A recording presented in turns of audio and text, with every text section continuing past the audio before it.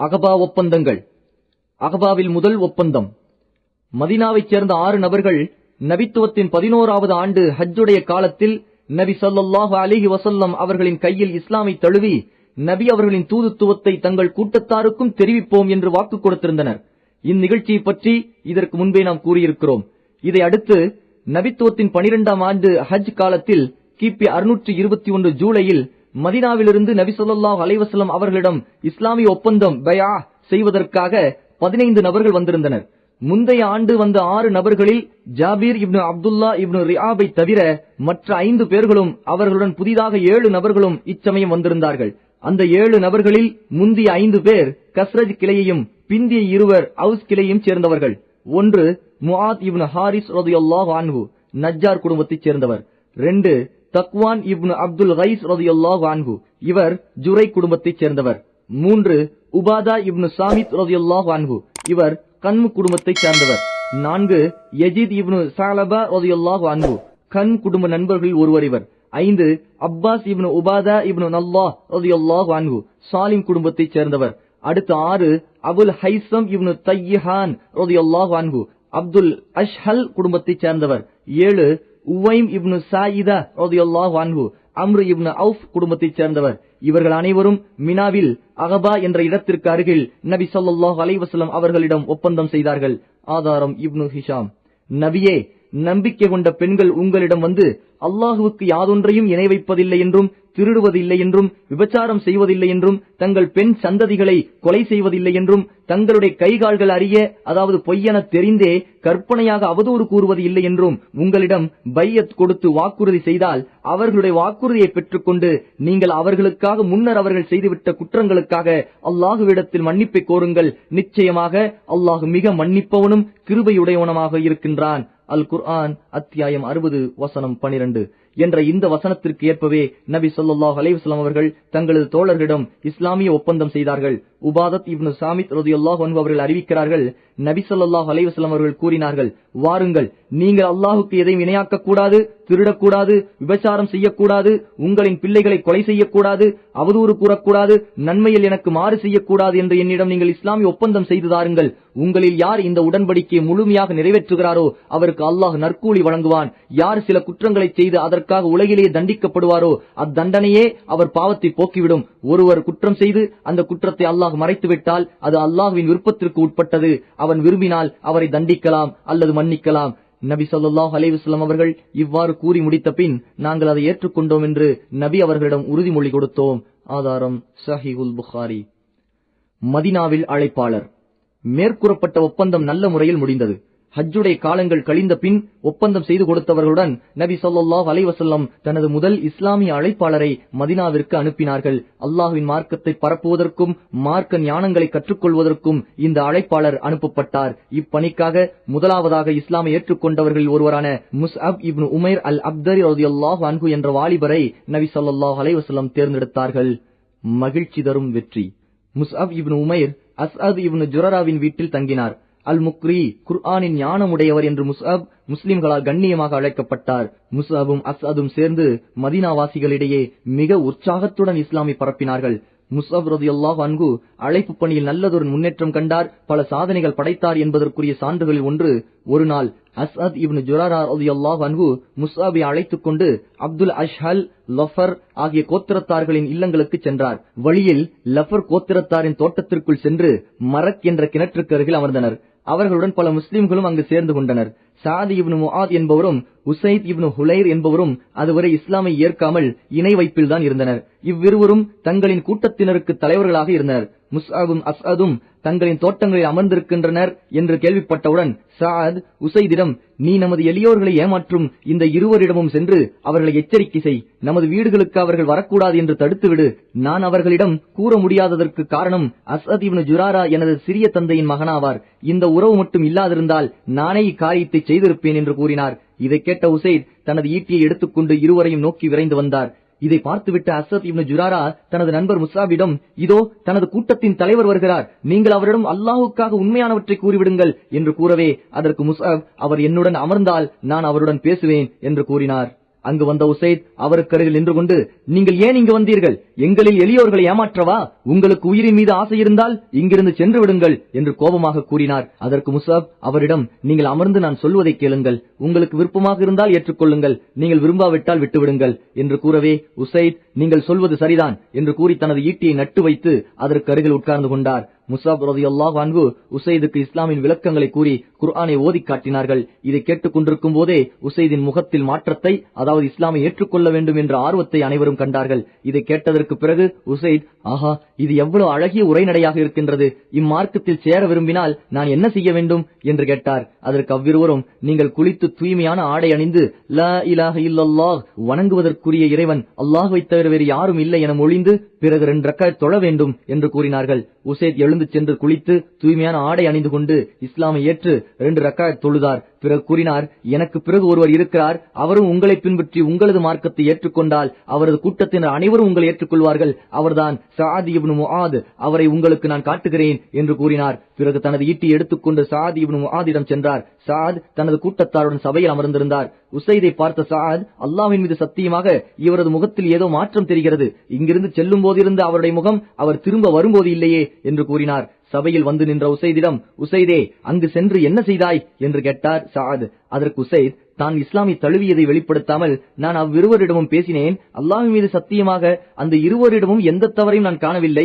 இருப்பினும் நான் அவர்களை அவர்களது செயல்களிலிருந்து தடுக்கவும் செய்தேன். அதற்கு அவ்விருவரும் எனது விருப்பத்திற்கேற்ப நடந்து கொள்வதாக கூறினார்கள் என்றார்.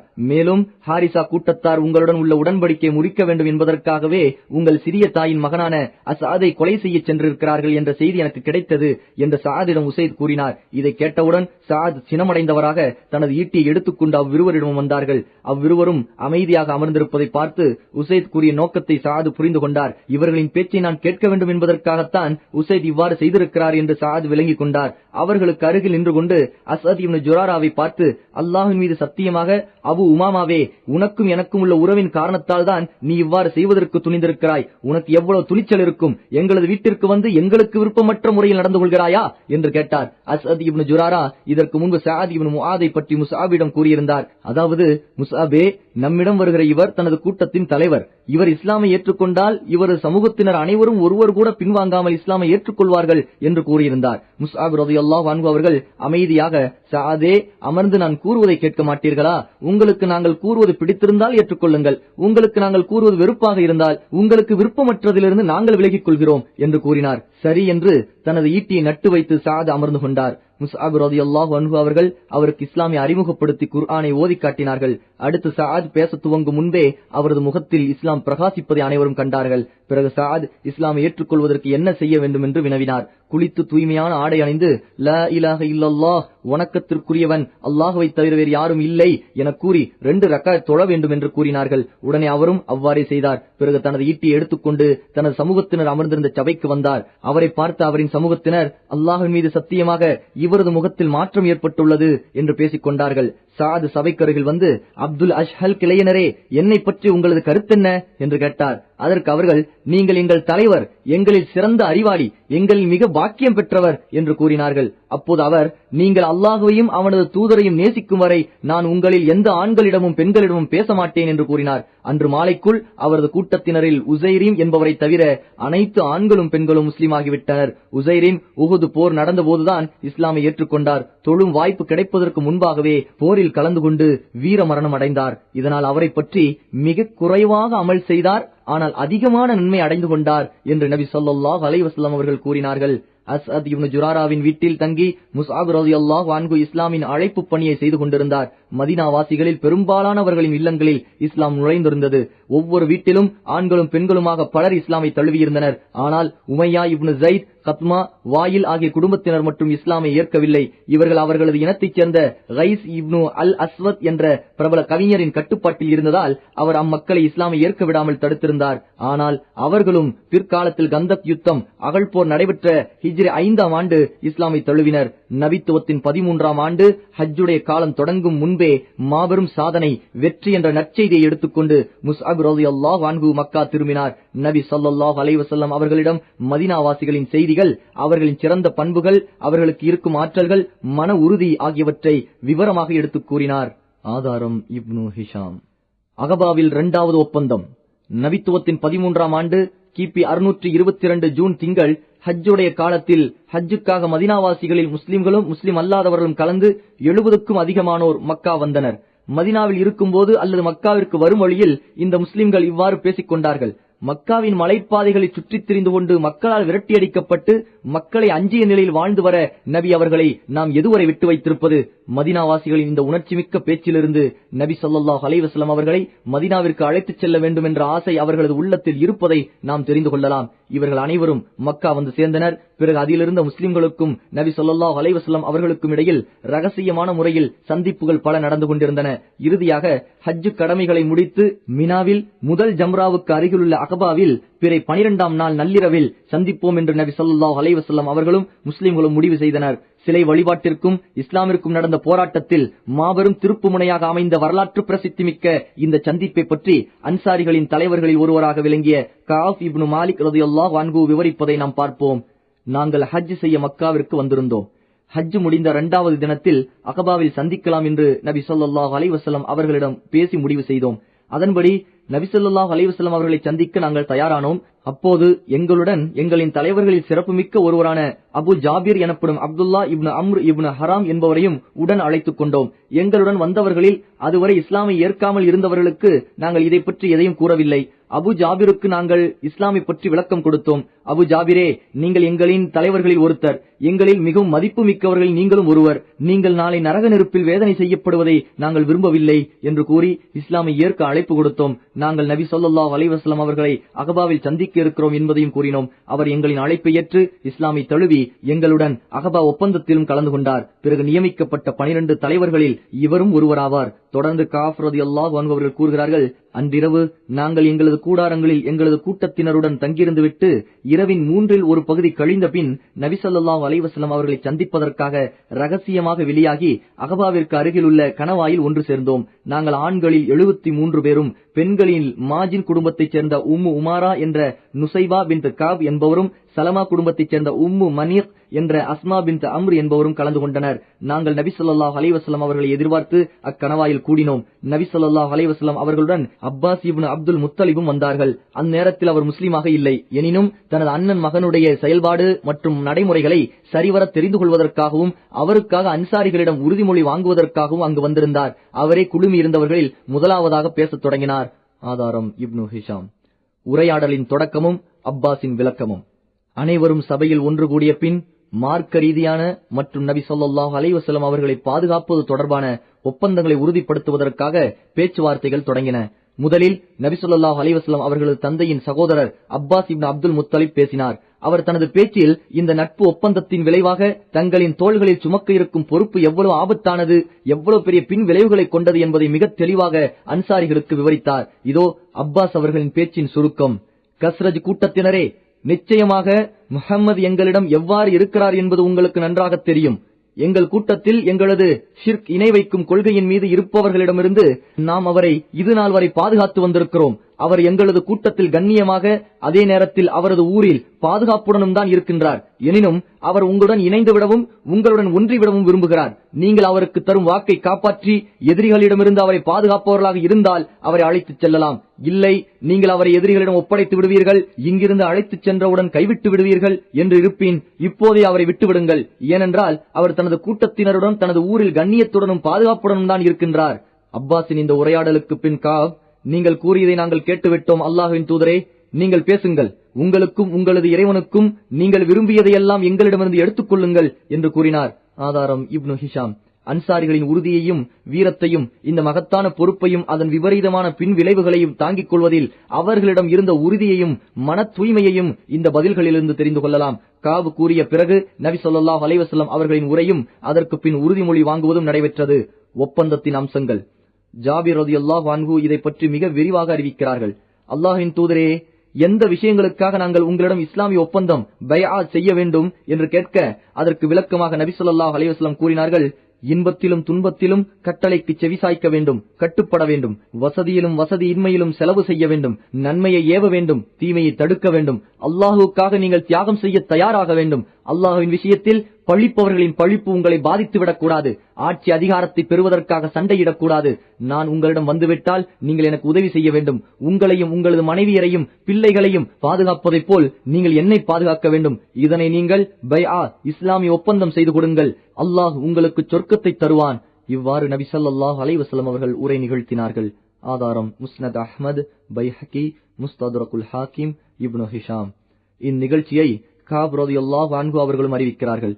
அதில் அவர்கள் கூறுவதாவது, நபி ஸல்லல்லாஹு அலைஹி வஸல்லம் எங்களிடம் பேசினார்கள், குர்ஆனை ஓதி காண்பித்தார்கள், அல்லாஹ்வின் பக்கம் எங்களை அழைத்தார்கள், இஸ்லாமை ஏற்றுக்கொள்வதற்கு ஆர்வமூட்டினார்கள். பிறகு நீங்கள் உங்களது மனைவிகளையும் பிள்ளைகளையும் பாதுகாப்பது போன்று என்னையும் பாதுகாக்க வேண்டும் என்று நான் உங்களிடம் உறுதிமொழி கேட்கிறேன் என்று கூறி முடித்தார்கள். அப்போது பரா இப்னு மஅரூர் ரலியல்லாஹு அன்ஹு அவர்கள் நபி ஸல்லல்லாஹு அலைஹி வஸல்லம் அவர்களின் கையை பிடித்து, சத்திய மார்க்கத்தை கொண்டு உங்களை நபியாக அனுப்பிய அல்லாஹ்வின் மீது சத்தியமாக எங்களை நாங்கள் பாதுகாப்பது போன்றே உங்களையும் நிச்சயம் நாங்கள் பாதுகாப்போம். அல்லாஹ்வின் தூதரே, எங்களிடம் வாக்குறுதியும் ஒப்பந்தமும் பெற்றுக் கொள்ளுங்கள். அல்லாஹ்வின் மீது ஆணையாக நாங்கள் போரின் மைந்தர்கள், கவச ஆடை அணிந்தவர்கள், பரம்பரையாக போர் செய்து பழக்கப்பட்டவர்கள் என்று வீர முழக்கமிட்டார்கள். இவ்வாறு பரா ரலியல்லாஹு அன்ஹு அவர்கள் நபி ஸல்லல்லாஹு அலைஹி வஸல்லம் அவர்களிடம் பேசிக் கொண்டிருக்கும் போது அபுல் ஹைசம் இப்னு தய்ஹான் ரலியல்லாஹு அன்ஹு அவர்கள் குறுக்கிட்டு, அல்லாஹ்வின் தூதரே, எங்களுக்கும் யூதர்களுக்கும் இடையில் சில உடன்படிக்கை உறவுகள் இருக்கின்றன. நாங்கள் அதை துண்டித்து உங்களிடம் சேர்ந்து கொள்கிறோம். பிறகு ஒரு காலத்தில் அல்லாஹ் உங்களுக்கு வெற்றியை கொடுத்து விட்டால் நீங்கள் எங்களை விட்டுவிட்டு உங்களது கூட்டத்தினரிடம் சென்று விடுவீர்களா என்று கேட்டார். அதற்கு நபி ஸல்லல்லாஹு அலைஹி வஸல்லம் அவர்கள் புன்முறுவல் பூத்தவர்களாக, அவ்வாறில்லை, உங்களது உயிர் எனது உயிராகும், உங்களது அழிவு எனது அழிவாகும். நான் உங்களைச் சேர்ந்தவன், நீங்கள் என்னைச் சேர்ந்தவர்கள். நீங்கள் போர் புரிபவர்களுடன் நானும் போர் புரிவேன். நீங்கள் சமாதான உடன்படிக்கை செய்பவர்களுடன் நானும் சமாதான உடன்படிக்கை செய்து கொள்வேன் என்று கூறினார்கள். ஆதாரம் இப்னு ஹிஷாம். ஒப்பந்தத்தின் பின்விளைவை உணர்த்துதல். மேற்கூறப்பட்ட நிபந்தனைகளுடன் பேச்சுவார்த்தைகள் முடிவுற்றது. நபித்துவத்தின் 11-12 ஆண்டுகளில் முதன்மையாக இஸ்லாமை ஏற்றுக்கொண்டவர்களில் இருவர் ஒருவர் பின் ஒருவராக எழுந்து தாங்கள் சுமந்து கொள்ளப் போகும் இந்த பொறுப்பு எவ்வளவு விபரீதமானது என்பதை தங்களது சமுதாயத்திற்கு மிக விளக்கமாக உணர்த்தினார்கள். ஏனென்றால் மக்கள் இவ்விஷயத்தை தெளிவாக அறிந்து கொள்ள வேண்டும் என்பதற்காகவும் அவர்கள் தியாகத்திற்கு எவ்வளவு தூரம் தயாராக இருக்கிறார்கள் என்பதை அறிந்து உறுதி செய்து கொள்வதற்காகவும் இவ்வாறு எடுத்துக் கூறினார்கள். நபி ஸல்லல்லாஹு அலைஹி வஸல்லம் அவர்களிடம் ஒப்பந்தம் செய்ய அனைவரும் ஒன்று சேர்ந்த பின் அப்பாஸ் இப்னு உபாதா இப்னு அல்லாஹ் ரலியல்லாஹு அன்ஹு அவர்கள் எழுந்து, மக்களே, இவரிடம் நீங்கள் எதற்கு வாக்கு கொடுக்கிறீர்கள் என்பது உங்களுக்கு தெரியுமா என்று கேட்டார். அதற்கு அந்த மக்கள், அது எங்களுக்கு நன்றாக தெரியும் என்றவுடன் தொடர்ந்து அவர், மக்களே, நீங்கள் இவரிடம் வெள்ளையர் கருப்பர் என அனைத்து மக்களுக்கு எதிராக போர் செய்யவும் தயார் என்று வாக்கு கொடுக்கிறீர்கள். உங்களது செல்வங்கள் அழிந்து உங்களில் சிறப்பிற்கு உரியவர்கள் கொலை செய்யப்படும் போது நீங்கள் அவரை எதிரிகளிடம் ஒப்படைத்து விடுவீர்கள் என்று கருதினால் இப்போதே இவரை இங்கேயே விட்டுவிடுங்கள். அல்லாஹ்வின் மீது ஆணையாக அந்த தவறை நீங்கள் செய்வது இம்மையிலும் மறுமையிலும் மிகப்பெரிய இழிவை உங்களுக்கு தரும். உங்களது செல்வங்கள் அழிந்தாலும் கூட, உங்களது சிறப்பிற்குரியவர்கள் கொலை செய்யப்பட்டாலும் கூட, எந்த நிபந்தனைகளுடன் நீங்கள் இவரை அழைத்துச் செல்ல இருக்கிறீர்களோ அந்த நிபந்தனைகளை முழுமையாக நிறைவேற்றுவீர்கள் என்ற உறுதி உங்களுக்கு இருப்பின் இவரை நீங்கள் அழைத்துச் செல்லுங்கள். அல்லாஹ்வின் மீது ஆணையாக இது இம்மை மறுமையின் மிகப்பெரிய நற்பாக்கியமாகும் என்று கூறினார். அதற்கு அந்த மக்கள், செல்வங்கள் அழிந்தாலும் சிறப்பிற்குரியவர்கள் கொலை செய்யப்பட்டாலும் நாங்கள் இவரை அரவணைத்துக் கொள்வோம், கைவிட்டு விட மாட்டோம். இதே நிபந்தனைகளின் பேரில் தான் இவரை அழைத்துச் செல்கிறோம். நாங்கள் இந்த நிபந்தனைகளை முழுமையாக நிறைவேற்றினால் எங்களுக்கு என்ன கிடைக்கும் என்று கேட்டார்கள். அதற்கு நபி ஸல்லல்லாஹு அலைஹி வஸல்லம் அவர்கள், சொர்க்கம் கிடைக்கும் என்று கூறினார்கள். உடனே அந்த மக்கள், உங்களது கையை நீட்டுங்கள் என்று கூற நபி ஸல்லல்லாஹு அலைஹி வஸல்லம் அவர்கள் கையை நீட்டியவுடன் அனைவரும் இஸ்லாமிய ஒப்பந்தம் செய்து கொடுத்தார்கள். ஆதாரம் இப்னு ஹிஷாம். ஜாபிர் ரலியல்லாஹு அன்ஹு அவர்கள் அறிவிக்கிறார்கள், நாங்கள் நபி ஸல்லல்லாஹு அலைஹி வஸல்லம் அவர்களிடம் பைஆத் செய்ய எழுந்தபோது முதலாவதாக எங்களில் மிக குறைந்த வயதுடைய அஸ்அத் இப்னு ஜுராரா நபி ஸல்லல்லாஹு அலைஹி வஸல்லம் அவர்களின் கையை பிடித்துக் கொண்டு பின்வருமாறு கூறினார், மதீனாவாசிகளே, சற்று பொறுங்கள். இவர் அல்லாஹ்வின் தூதர். இவரை இவரது ஊரிலிருந்து வெளியேற்றி அழைத்துச் செல்வதால் முழு அரபு இனத்தையும் பிரிய வேண்டும். நம்மில் உள்ள மேன்மக்கள் கொலை செய்யப்படலாம், நம்மை எதிரிகளின் வாட்கள் வெட்டி வீழ்த்தலாம். இவை அனைத்தையும் தெரிந்து கொண்டுதான் நாம் பயணம் செய்து வந்திருக்கிறோம் என்பது தெரிந்த விஷயமே. ஆனால் இப்போது நான் உங்களுக்கு சொல்ல வருவது என்னவென்றால், இந்த சோதனைகளை உங்களால் சகித்துக் கொள்ள முடியும் என்றால் இவரை உங்களுடன் அழைத்துச் செல்லுங்கள். அதற்குரிய கூலியை நிச்சயம் அல்லாஹ் உங்களுக்கு கொடுப்பான். ஒருவேளை உங்களது உயிரை பற்றிய பயம் உங்களுக்கு இருந்தால் இப்போது இவரை இங்கேயே விட்டுவிடுங்கள், அல்லாஹ் உங்களை மன்னித்து விடலாம். இவ்வாறு அஸ்அத் ரலியல்லாஹு அன்ஹு அவர்கள் கூறி முடித்தவுடன் மக்கள், அஸ்அதே, உமது கையை அகற்றிவிடு, அல்லாஹ்வின் மீது சத்தியமாக நபி ஸல்லல்லாஹு அலைஹி வஸல்லம் அவர்களிடம் ஒப்பந்தம் செய்வதிலிருந்து நாங்கள் பின்வாங்கவும் மாட்டோம், ஒரு காலம் அதை முறிக்கவும் மாட்டோம் என்று கூறினார்கள். ஆதாரம் முஸ்னத் அஹ்மத், பைஹகி. இவ்வாறு அஸ்அத் செய்ததற்கு காரணம் மதீனாவாசிகள் இந்த மார்க்கத்திற்காக தியாகம் செய்ய எவ்வளவு தூரம் தயாராக இருக்கிறார்கள் என்பதை அறிந்து கொள்வதற்காகத்தான். இதற்கு பிறகு நபி ஸல்லல்லாஹு அலைஹி வஸல்லம் அவர்களிடம் முதன்மையாக ஒப்பந்தம் செய்து கொடுத்தது அஸ்அத் இப்னு ஜுராரா தான். ஆதாரம் இப்னு ஹிஷாம். ஏனென்றால் இவர்தான் முஸ்அப் இப்னு உமைரிடம் சென்ற மாபெரும் மார்க்க அழைப்பாளர் ஆவார். இதற்கு பிறகு மக்கள் அனைவரும் பைஆ செய்தனர். ஜாபிர் ரலியல்லாஹு அன்ஹு அவர்கள் கூறுவதாவது, நாங்கள் ஒவ்வொருத்தராக எழுந்து நபி ஸல்லல்லாஹு அலைஹி வஸல்லம் அவர்களிடம் சென்றோம். நபி ஸல்லல்லாஹு அலைஹி வஸல்லம் எங்களிடம் வாக்குறுதி பெற்ற பின் அதற்கு பகரமாக எங்களுக்கு சொர்க்கத்தை வாக்களித்தார்கள். ஆதாரம் முஸ்னத் அஹ்மது. இந்த நிகழ்ச்சியில் கலந்து கொண்ட பெண்கள் இருவரும் ஒப்பந்தம் செய்தனர். அவர்கள் நபி ஸல்லல்லாஹு அலைஹி வஸல்லம் அவர்களின் கையை பிடிக்காமல் சொல்லால் தான் ஒப்பந்தம் செய்தனர். நபி ஸல்லல்லாஹு அலைஹி வஸல்லம் எந்த ஒரு அந்நிய பெண்ணிடமும் கை கொடுத்ததில்லை. ஆதாரம் சஹீஹ் முஸ்லிம். 12 தலைவர்கள். மேற்கூறப்பட்ட முறைப்படி ஒப்பந்தம் நிறைவு பெற்றவுடன் நபி ஸல்லல்லாஹு அலைஹி வஸல்லம் அவர்கள் அந்த மக்களிடம் 12 தலைவர்களை தங்களுக்காக தேர்ந்தெடுக்கும்படி கூறினார்கள். தங்களது கூட்டத்தினரை கண்காணிப்பதும் ஒப்பந்தத்தின் அம்சங்களை நிறைவேற்ற தூண்டுவதும் அந்த தலைவர்களின் பணியாக இருந்தது. மதீனாவாசிகள் கஸ்ரஜ் கோத்திரத்தைச் சேர்ந்த 9 நபர்களையும் அவுஸ் கோத்திரத்தைச் சேர்ந்த 3 நபர்களையும் தங்களின் தலைவர்களாக தேர்ந்தெடுத்தனர். கஸ்ரஜ் கிளையைச் சேர்ந்த தலைவர்கள்: 1 அஸத் இப்னு ஜுராரா இப்னு அதஸ், 2 சஅத் இப்னு ரபீஹ் இப்னு அம்ர், 3 அப்துல்லா இப்னு ரவாஹா இப்னு ஸஅலபா, 4 ராஃபி' இப்னு மாலிக் இப்னு அஜ்லான், 5 பராஹ் இப்னு மக்ரூர் இப்னு சக்ர், 6 அப்துல்லா இப்னு அம்ர் இப்னு ஹராம், 7 உபாதா இப்னு சாபித் இப்னு கைஸ், 8 சஅத் இப்னு உபாதா இப்னு துலைம், 9 முந்தீர் இப்னு அம்ர் இப்னு குனைஸ் ரலியல்லாஹு அன்ஹும்.